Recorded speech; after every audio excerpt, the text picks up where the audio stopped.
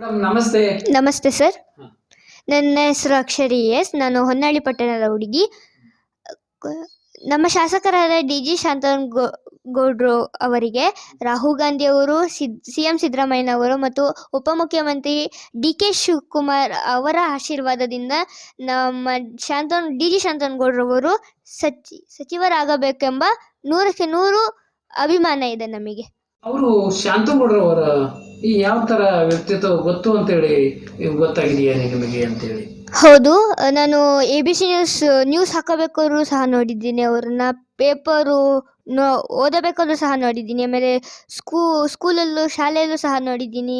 ಆಮೇಲೆ ಬೇರೆ ಕಡೆ ಎಲ್ಲ ಹೋದಾಗ ನೋಡಿದ್ದೀನಿ ಅವ್ರನ್ನ. ಮತ್ತು ಜನರ ಬಾಯಲ್ಲೂ ಸಹ ಕೇಳಿದ್ದೀನಿ. ಅವ್ರದ್ದು ತುಂಬ ಕೆಲಸ ಮಾಡಿಕೊಡ್ತಾರೆ, ದೀನದಲಿತರಿಗೆ, ಬಡವರಿಗೆ ಕೆಲಸ ಮಾಡಿಕೊಡ್ತಾರೆ ಅಂತ ಕೇಳ್ಪಟ್ಟಿದ್ದೀನಿ. ಆ ಶಾಸಕರಾದ ಡಿ ಜಿ ಶಾಂತಗೌಡರವರು, ಯಾಕಂದ್ರೆ ತಾವು ಹಿರಿಯ ವಯಸ್ಸಿನವರು, ಚಿಕ್ಕ ವಯಸ್ಸಿನವರು, ಅದು ರಾಜಕಾರಣದ ಅನುಭವ ಇರುವ ಆ ಮಹಾನ್ ವ್ಯಕ್ತಿ ಡಿ ಜಿ ಶಾಂತಗೌಡರ ಬಗ್ಗೆ ಅಭಿಮಾನ ಯಾವ ತರ ಇದೆ ಅನ್ನೋದು, ಆಮೇಲೆ ಅವರು ಸಚಿವರು ಯಾಕೆ ಆಗ್ಬೇಕು ಅನ್ನೋದು ತಮ್ಗೆ ಗೊತ್ತಿದೆ ಹೇಗೆ ಅಂತೇಳಿ? ನೀವು ಹೇಳೋದು ಪ್ರಶ್ನೆ ಚೆನ್ನಾಗಿದೆ ಸರ್. ಅವರು ಕಳೆದ ಬಾರಿ 3 ಬಾರಿನೂ ಶಾಸಕರಾಗಿದ್ದಾರೆ ಅವರು.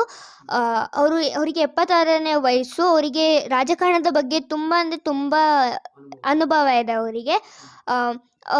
ಏನಕ್ಕೆ ಅವರು ಸಚಿವರಾಗಬೇಕು ಅಂದರೆ, ಈ ಚರಂಡಿ ರೋಡು, ಗುಂಡಿ ಇದಾಗಿರ್ಬೋದು, ರೋಡ್ ಮಾಡ್ಸೋದಿರ್ಬೋದು, ಆಮೇಲೆ ಒಳ್ಳೆ ಮತ್ತು ಯೋಜನೆಗಳನ್ನು ಮಾಡಿಸೋದು ಅದರಿಂದ ಇರ್ಬೋದು ಅನ್ನೋದು, ಅದಕ್ಕಾಗಿ ಸಚಿವರಾಗಬೇಕು ಅನ್ನೋದು ಇದೆ ಸರ್. ಅವ್ರ ಮನೆಯಲ್ಲಿ ತಾವು ಒಂದ್ಸರಿ ಹೋಗುವಂಥದ್ದು ಮಾಡಿದ್ರಿ ಅಂತಲೂ ಕೂಡ ನಾನು ಕೇಳ್ಪಟ್ಟಿದ್ದೆ. ಆ ಹೋಗುವಂತ ಸಂದರ್ಭದಲ್ಲಿ ಆ ಡಿ ಜಿ ಶಾಂತಗೌಡರ ಕುಟುಂಬ, ಆ ಶಾಸಕರು ಸ್ಪಂದನೆ ಮಾಡುವಂಥದ್ದು ಯಾವ ತರ ಇತ್ತು ತಮ್ಮಗಳಿಗೆ ಅಂತ? ಹೌದು ಸರ್, ನಾನು ಹೋಗಿದ್ದೆ. ಅವ್ರ ಕುಟುಂಬದ ಅವ್ರ ಮನೆಯಲ್ಲಿರೋ ಎಲ್ಲ ಕುಟುಂಬದವರು ಚೆನ್ನಾಗಿ ಸ್ಪಂದಿಸ್ತಾರೆ, ಭೇದ ಭಾವ ಮಾಡಲ್ಲ. ಅವರು ಸಣ್ಣವರಿಂದ ಹಿಡಿದು ದೊಡ್ಡವರವರೆಗೂ ಸಹ ರೆಸ್ಪೆಕ್ಟ್ ಕೊಡ್ತಾರೆ, ಗೌರವ ಕೊಡ್ತಾರೆ ಅನ್ನೋದು ಹೇಳಕ್ಕೆ ಇಷ್ಟಪಡ್ತೀನಿ. ಶಾಸಕರು ನೀವು ಮಾತಾಡ್ಸಿದ್ರೆ ಹೇಗೆ ಅವರಿಗೆ ಅಂತ? ಮಾತಾಡ್ಸಿದ್ದೆ ಮನೇಲಿ ಹೋದಾಗ. ಯಾವ ತರ ಮಾತಾಡ್ತಾರೆ? ಎಷ್ಟನೇ ಕ್ಲಾಸು, ಚೆನ್ನಾಗಿ ಓದ್ಬೇಕು ನೀನು ಈ ಸತಿ ಅಂತೆಲ್ಲ ಹೇಳಿದರು. ಕೊನೆಯದಾಗಿ ಹೇಳಬೇಕು ಅಂದರೆ,